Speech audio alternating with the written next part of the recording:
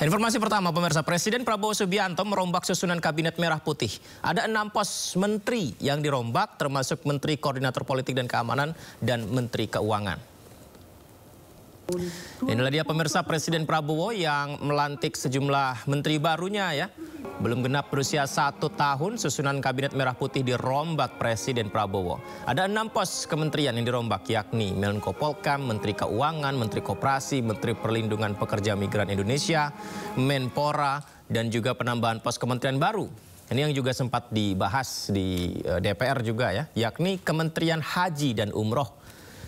Ya, Presiden Prabowo menegaskan bahwa reshuffle dilakukan untuk memperkuat kinerja kabinetnya serta menjalankan amanat undang-undang soal membentuk Kementerian Haji dan Umroh. Sebelum saya mengambil sumpah berkenaan dengan pengangkatan... Ya, itulah tadi, pemirsa, bagaimana Presiden yang langsung melantik para menteri baru terpilih di Istana Kepresidenan. Namun yang menarik, untuk Menko Polkam dan Menpora belum dilantik, pemirsa. Karena posisi Menko Polkam belum ditentukan. Sementara Menpora baru yang terpilih masih berada di luar kota. Kepada Menteri Keuangan dimohon menuju meja penandatanganan. Sebelum saya mengambil sumpah berkenaan dengan pengangkatan saudara-saudara sebagai Menteri dan Wakil Menteri Negara Kabinet Merah Putih dalam sisa masa jabatan periode tahun 2024-2029. Terlebih dahulu saya akan bertanya kepada saudara-saudara. Bersediakah saudara-saudara untuk diambil sumpah menurut agama Islam? Sedia. Apabila demikian, harap mengikuti dan mengulangi kata-kata saya. Demi Allah saya bersumpah. Demi Allah saya bersumpah. Bahwa saya akan setia kepada. Undang-Undang Dasar Negara Republik Indonesia. Undang-Undang Dasar Negara Republik Indonesia. Tahun 1945. Serta akan menjalankan. Segala peraturan perundang-undangan. Dengan seluruh-seluruhnya. Demi Dharma Bakti saya. Kepada bangsa dan negara. Bahwa saya.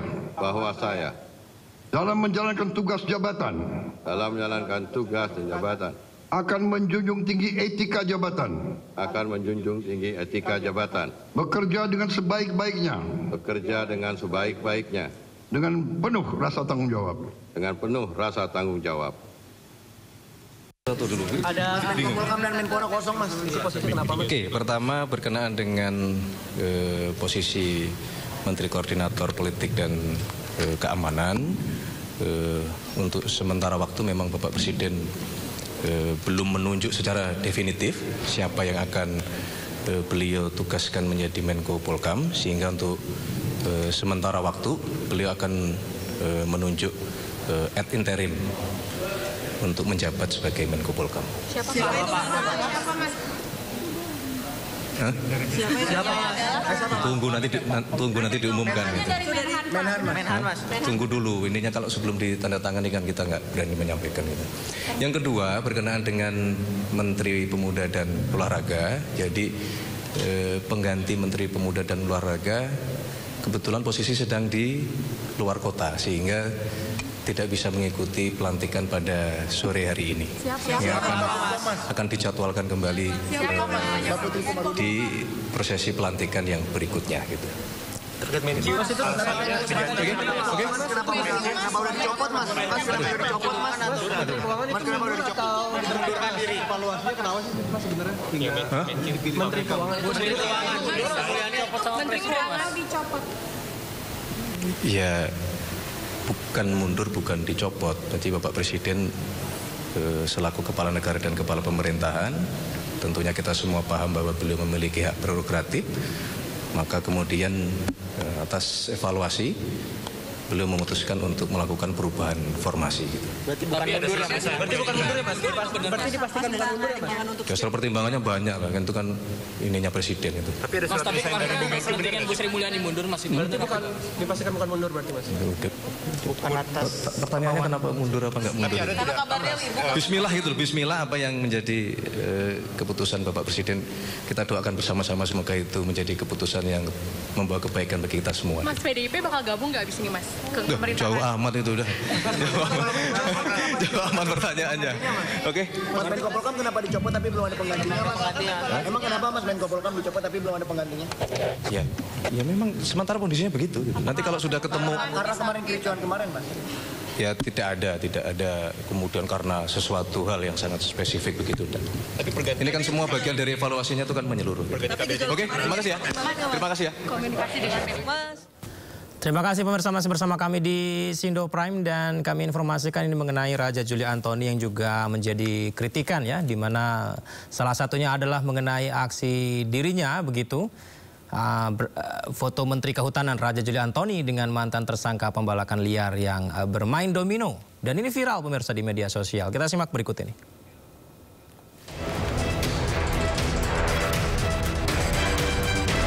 Viral di media sosial, foto Menteri Kehutanan Raja Juli Antoni bermain domino bersama Menteri Perlindungan Pekerja Migran Indonesia atau P2MI Abdul Qadir Karding, Waketum Dewan Pengurus Nasional Persatuan Olahraga Domino, Andi Rukman Nurdin Karumpa, serta seorang pengusaha yang pernah tersandung kasus pembalakan liar, Aziz Welang. Terkait hal ini, Menteri Kehutanan Raja Juli Antoni langsung melakukan klarifikasi. Menurut Raja Juli, pertemuan tersebut hanya pertemuan informal setelah janjian dengan Menteri P2MI Abdul Qadir Karding di Posko Kerukunan Keluarga Sulawesi Selatan. Dalam akun Instagramnya, Raja Juli menyatakan tidak ada pembicaraan khusus dan tidak mengenal dua pemain domino lainnya, termasuk Aziz Welang. Sementara Menteri Perlindungan Pekerja Migran Indonesia atau P2MI Abdul Qadir Karding menyebut aktivitas bermain domino merupakan bagian dari budaya Sulawesi Selatan. Sebelumnya, Direktorat Penegak Hukum Kementerian Lingkungan Hidup dan Kehutanan menetapkan Aziz Welang sebagai tersangka pembalakan liar pada November 2024. Namun status tersangka dari Aziz Welang telah dibatalkan oleh putusan pra-peradilan di Pengadilan Negeri Jakarta Pusat tertanggal 9 Desember 2024. Putusan ini menjadi dasar penyidik Dirgakum LHK untuk hentikan pengusutan dan menerbitkan surat perintah penghentian penyidikan atau SP3. Tim Liputan iNews melaporkan.